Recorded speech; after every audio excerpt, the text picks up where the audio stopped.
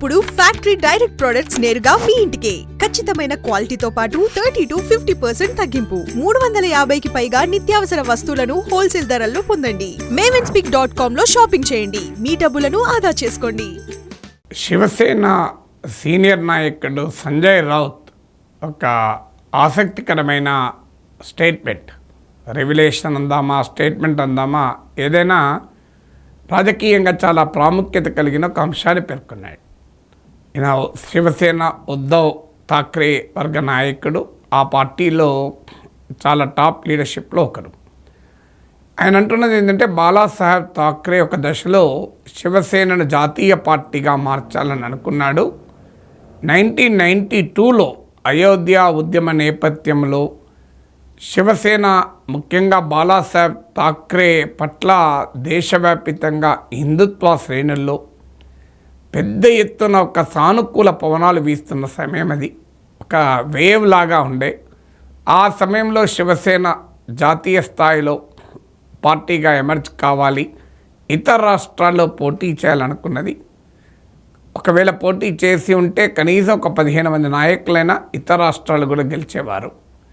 కానీ అప్పటి భారతీయ జనతా పార్టీ అగ్రనేత అటల్ బిహారీ వాజ్పేయి ఫోన్ చేశాక ఈ ఆలోచన విరమించుకున్నాడు. ఇది మాకు బాలాసాహెబ్ ఠాక్రేనే చెప్పారు. అటల్జీ ముజే కాల్ కరే, అటల్జీ పైన గౌరవంతో మనము మహారాష్ట్రకే పరిమితం అవుదామని.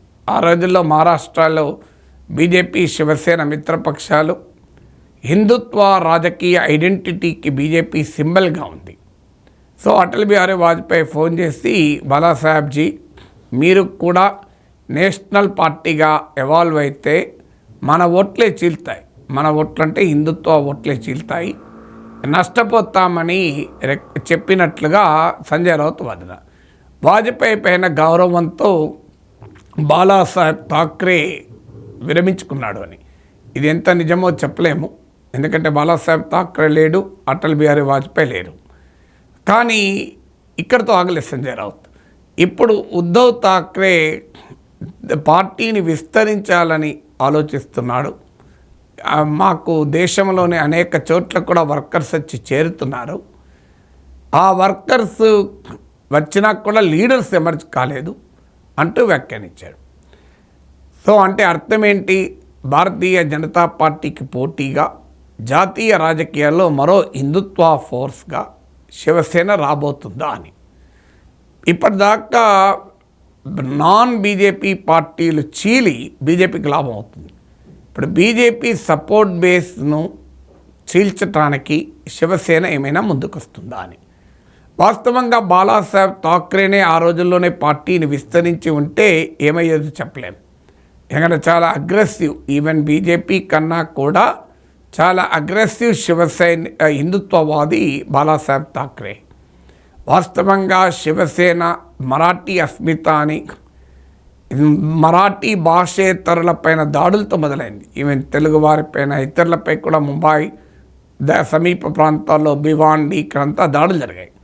కానీ కాలక్రమేణా శివసేన ఒక వైలెంట్ పొలిటికల్ ఫోర్స్గా ఎవాల్వ్ అవుతూ హిందుత్వ పాలిటిక్స్ని ఎంబ్రేస్ చేసుకుంది.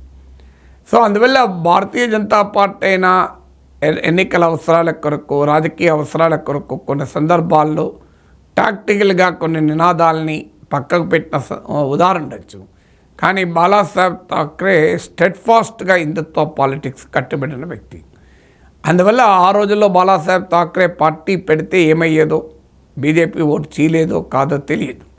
కానీ ఇప్పుడు ఉద్ధవ్ ఠాక్రే మహారాష్ట్రలో శివసేనకు నాయకుడు, దేశంలో బీజేపీ యొక్క బలీయమైన శక్తి, నరేంద్ర మోడీ నాయకత్వంలో ఒక పవర్ఫుల్ ఫోర్స్గా ఎమర్జ్ అయింది.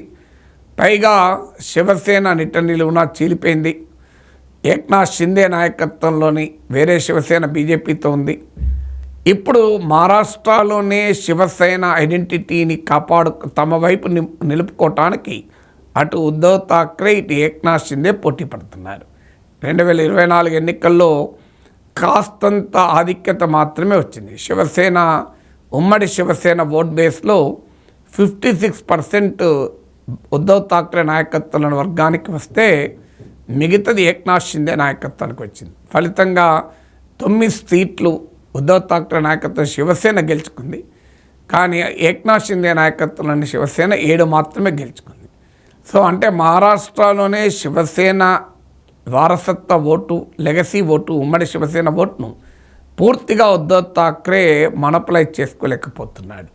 ఇప్పుడు ఇక దేశవ్యాప్తంగా హిందుత్వ పాలిటిక్స్ తీసుకొని ఇప్పుడు అత్యంత బలీయమైన హిందుత్వవాదిగా మన నరేంద్ర మోడీ నాయకత్వంలో బీజేపీ ఉండగా 10 ఏళ్లుగా అధికారం నుండి వరుసగా 3వసారి గెలిచి అనేక రాష్ట్రాల్లో ప్రభుత్వాలు ఏర్పాటు చేసిన పరిస్థితుల్లో శివసేన జాతీయ పార్టీగా ఎవాల్వ్ అయిన బీజేపీకి పెద్ద థ్రెట్ ఉంటుంది అనుకోను. ఎందుకంటే 90s వేరు. 90sలో శివసేన మహారాష్ట్రకు పరిమితం, బీజేపీ దేశవ్యాప్త పార్టీ అయినా ఆ రోజుల్లో బీజేపీకి ఉన్న బలం కూడా పరిమితమే, నామమాత్రమే. అందువల్ల అప్పుడు ఒక అయోధ్య మూమెంట్ ఉండే, దాంట్లో బీజేపీతో పాటు శివసేన ఉంది. ఆ కాంటెక్స్ట్ ఈ కాంటెక్స్ట్ కంప్లీట్గా డిఫరెంట్. ఇప్పుడు అన్నిటికీ మించి శివసేన వచ్చి ఎన్సీపీ కాంగ్రెస్తో కలిసింది. యాంటీ హిందుత్వ పొలిటికల్ కాంబినేషన్లో కలిసింది. ఇలాంటి సమయంలో అగ్రెసివ్ హిందుత్వ పోస్టరింగ్ తీసుకోకుండా ఉద్ధవ్ ఠాక్రే శివసేనను దేశవ్యాప్త పార్టీగా నిలిపిన ప్రజలు ఏ మేరకు యాక్సెప్ట్ చేస్తారు అన్నది కూడా క్వశ్చన్ మార్కే. ఇప్పటికిప్పుడు బీజేపీకి థ్రెట్ ఉండకపోవచ్చు, కానీ సంజయ్ రౌత్ ఒక రకంగా బీజేపీకి హెచ్చరిక చేశారు. మీరు మహారాష్ట్రలో మా పార్టీని చీల్చారు, కానీ మేము దేశంలోనే మీ పార్టీకి పోటీగా మారబోతున్నామని.